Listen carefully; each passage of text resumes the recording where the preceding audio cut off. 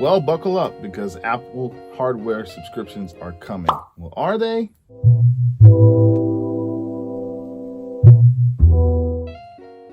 Hello, this is Brett with Anvil Music and Media, where we turn research into results that matter. Today, I've got something that could possibly affect us all as Apple users. You remember years back when we could buy Microsoft Office with one price, have it for the rest of our life, or at least until the next update came. And now it's moved to subscription based. So Apple is pretty much doing the same thing, or they're rumored to have started developing hardware subscriptions they're looking to release later on this year, possibly. This is just the world that we live in today. Welcome to the world of subscriptions. That's what we have. So most iPhones and iPads are super expensive. You know, it makes it a little bit less expensive to be paying on something, just like you would pay on your car. You know, you have car payments. I'm not sure if you'll ever get off the payment, because once you go from one iPhone and that iPhone becomes older, they're trying to set it up to where those iPhones will be traded in and you'll just keep monthly payments. I don't know the exact amount.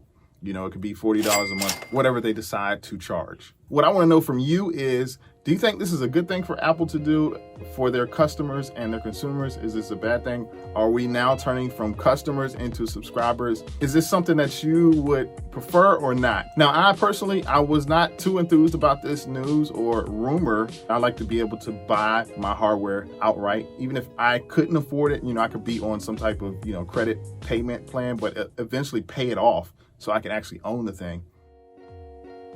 So, you know, Apple does have current bundles that many of you are subscribed to. If you have Apple TV, if you have music, if you have fitness, hopefully if they do decide to do this, if you're in a family, you can get the bundle. You'll probably get it at a certain price. I don't know what the price is of these subscription-based bundles, but be sure they're figuring it out right now as we speak. Welcome to the world of subscriptions. So, you know, this is something that could possibly launch at the end of this year, the end of 2022. It's also possible it may be pushed back to 2023. Me personally, I'll cross my fingers and hope that this doesn't happen. And while I'm pleading, I don't want any subscription bundle on my computer. Please don't touch my computers, i.e. Macs, MacBooks, iMacs. I would not prefer to be on this hardware bundle. It's just not a cool thing. I know Apple products are expensive, and this is another way for people to be able to purchase without having to pay so much on their product.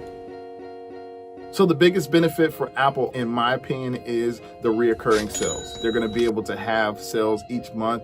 They'll be able to project how much they can make, and it's going to be a lot of money. It will not be good for other carriers like Verizon, T-Mobile, I was about to say Express, but Sprint and Verizon. These are your typical phone carriers that are under contract with Apple. Apple sends them the hardware, the phones, and then they still make us pay. If Apple does decide to start with the hardware bundle subscription, then Apple will be able to sell their product. They'll be able to have subscription base.